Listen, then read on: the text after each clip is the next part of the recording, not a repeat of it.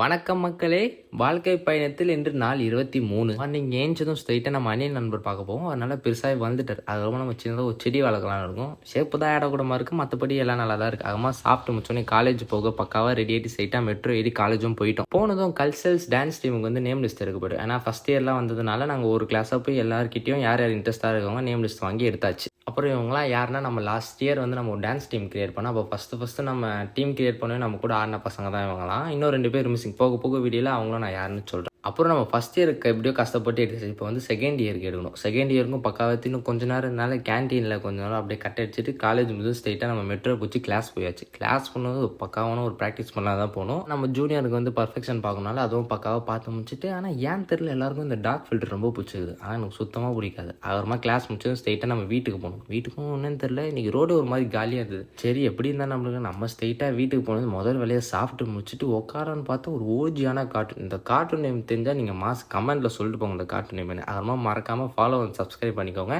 இந்த வீடியோ நான் இதோட முடிச்சுக்கிறேன். டாடா பாய்.